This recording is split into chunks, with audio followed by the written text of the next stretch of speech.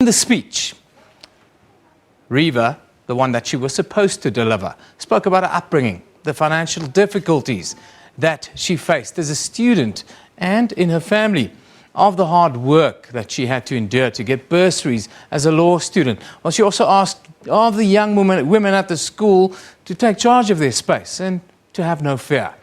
Being loved by others, she said, although an amazing feeling to have the appreciation of the world, does not define your place in this world. She told the young women to be brave, always see the positive in things, make your voice heard, your physical seen, and the presence of your mind felt.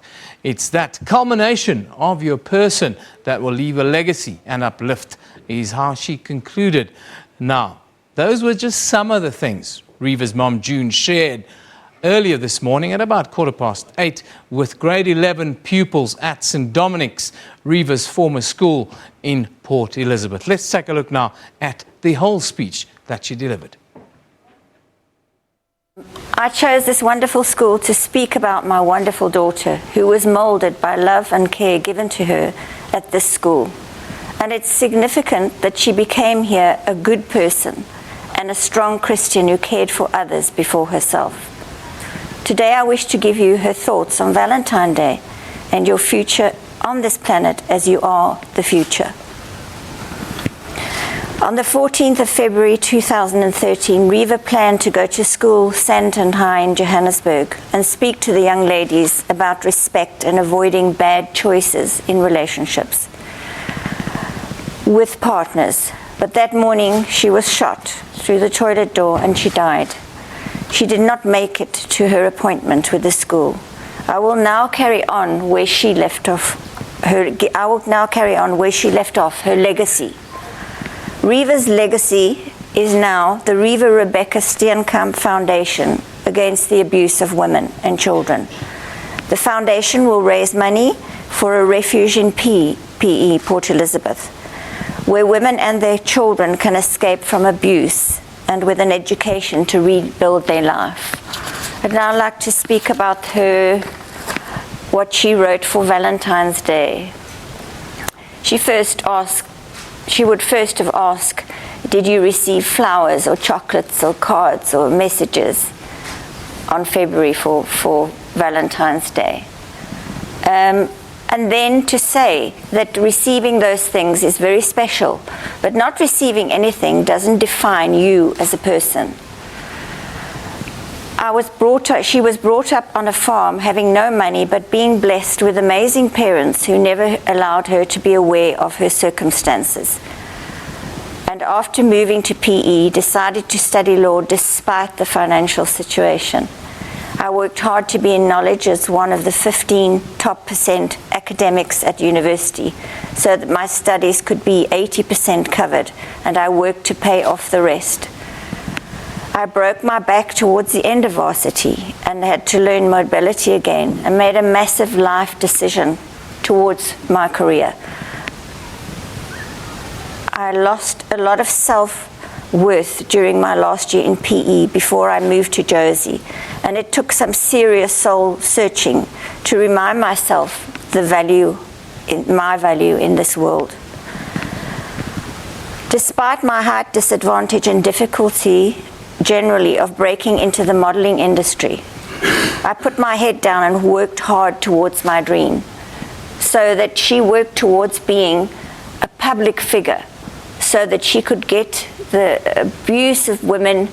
That was her, after Anine Boyson died, that was her task in life. She could not get over that. And she decided she's going to be part physically in doing that. Being loved by others, although an amazing feeling to have the appreciation of others, does not define you in your place in the world. Accept who you are. Acknowledge your absolute can-dos in life, and work on your maybes so that you can be a better person for the ultimate upliftment of those around you. No matter how many people say they love you, if you do not love your own self, you will never step outside the physical you. The physical can only do so much if your mental you is locked inside you in all confusion. Be brave and always be positive. Make your voice heard, your physical seen, and the presence of your mental felt. It's that culmination of your person that will leave a legacy and uplift. I hope that you all had an amazing Valentine's Day and you were spoiled with love and roses and chocolates. Go home and tell your parents, your siblings, your neighbors that they are appreciated, and you will go to bed with a happy heart and an open mind for the future. I would like to tell the girls to make the best friends of their mothers so that you can share with her your fears, and if anything is worrying you, you are open to discuss with your family. The young men, respect your mother and father, respect your sisters, respect anyone who is older than you. You will be head of the family one day, and they will be able to respect you in return. Have respect and love for God. This is most of all and the most important, and this is a very good plan. It's been a very hard journey, and it's going to go on till the day that I die on my deathbed. I will keep that hurt never goes away, and it's such a loss to society because she would have done so much. She was so brilliantly clever. Apart from beautiful, she was very intelligent. She had a law degree. She would have made big bookmarks in the world, definitely. And I feel that's sad that that was taken away from her, that she will never have a baby, my grandchild.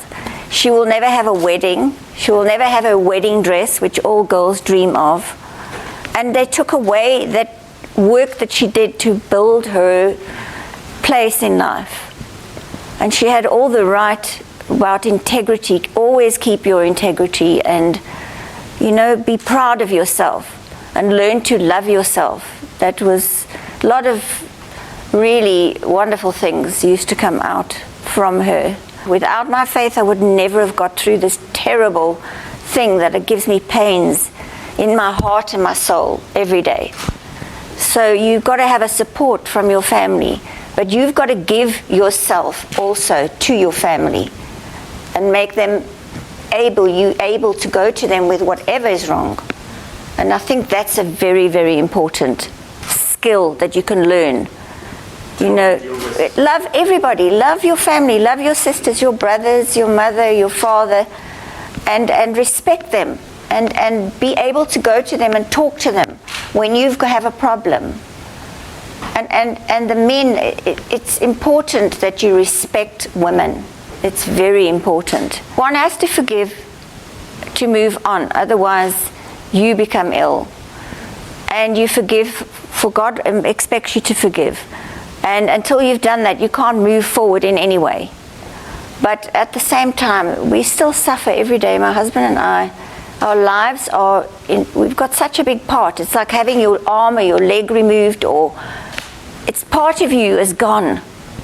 A big part, you know. She was so devoted to us and we to her since she was born.